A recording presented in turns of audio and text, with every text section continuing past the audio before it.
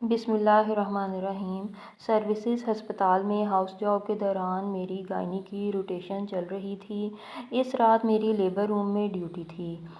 جن لوگوں کو ٹرشری کیئر گورنمنٹ ہسپتالوں کے لیبر روم قریب سے دیکھنے کا اتفاق ہوا ہو، ان کو علم ہوگا کتنی افراتفری کا عالم ہوتا ہے۔ مریض بہت زیادہ ہوتے ہیں اور ان کو مینیج کرنے کے لیے ڈاکٹرز محدود تعداد میں ہوتے ہیں۔ کسی غلطی کی کوئی گنجائش نہیں، ذرا بھی نہیں۔ صبح مارننگ میٹنگ ہونا ہوتی ہے جس میں ہیڈ آف دی ڈپارٹمنٹ کے سامنے بیچ سینٹر میں ایک ایک مریض کی تفصیل، کیس ہسٹری اور اپنی مینجمنٹ بیان کرنی ہے۔ کسی ذرا سی بھی غلطی کی صورت میں معافی کی گنجائش نشتہ۔ یہ بھی ایسی ہی ایک رات تھی۔ ہمارے یونٹ کا ایمرجنسی ڈے تھا۔ ایک پر ایک مریض آئے جا رہے ہیں۔ کسی ڈاکٹر کو پانی بھی پینے کا ہوش نہیں تھا۔ معمول سے زیادہ رش تھا۔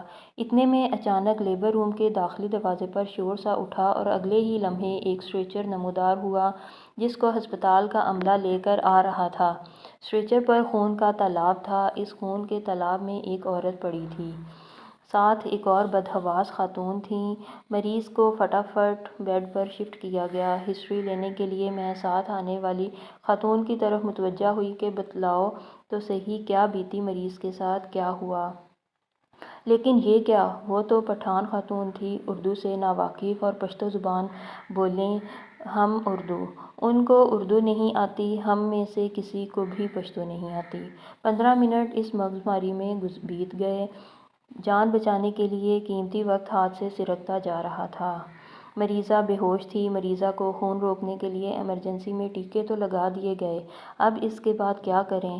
جب تک پتہ ہی نہیں مریضہ کے ساتھ بیتی کیا، علاج کا اگلا لائحہ عمل کیسے طے ہو۔ مریضہ کے ساتھ والی خاتون کو بامشکل اشاروں سے سمجھایا کہ مریضہ کے شوہر کو یا کسی اور کو بلا دیں جس کو اردو آتی ہو۔ وہ اشاروں میں کچھ بتانے کی کوشش کر رہی تھیں لیکن بالکل اندازہ نہیں ہو پا رہا تھا کیا کہنا چاہ رہی ہیں۔ بچے کی پیدائش ہوئی ہے یا حمل ضائع ہوا ہے یا کیا بیتی ہے اس غریب بیچاری عورت پر جس کا خون ندی کی طرح بہہ رہا تھا، رکنے میں نہیں آ رہا تھا۔ ڈاکٹروں کی پوری ٹیم موجود، لیکن کریں تو کیا کریں؟ مریضہ کے بلڈ گروپ تک کا نہیں پتہ۔ خون لگائیں بھی تو کیسے؟ ایمرجنسی میں بلڈ بینک سے او نیگیٹو بلڈ کا ایک بیگ ملا جو اسے لگا دیا گیا۔ گرتے ہوئے بلڈ پریشر کو سنبھالا دینے کے لیے ڈرپس چڑھا دی گئیں۔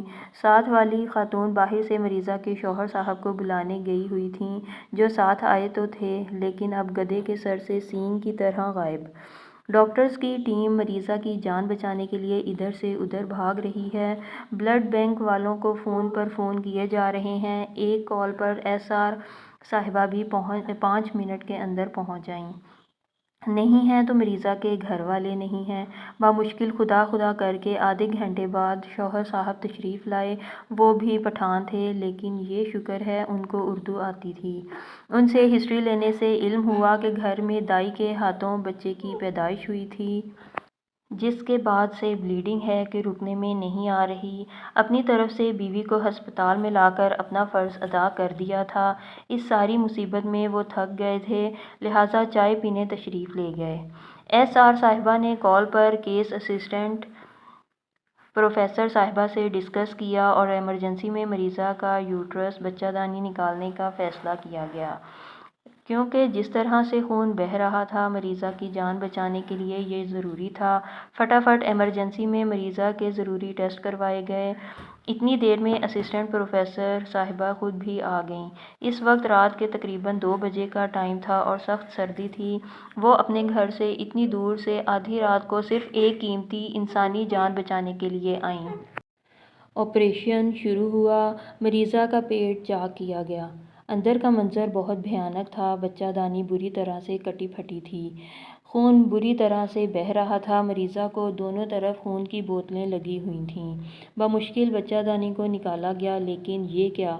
خون پھر بھی نہیں رک رہا تھا۔ مریضہ ڈی آئی سی میں جا رہی تھی۔ آخر کار فیصلہ کیا گیا کہ اندر سے پیکنگ کر کے پیٹ بند کر دیا جائے اور 3 دن بعد دوبارہ پیٹ کھول کر پیکنگ ریموو کی جائے۔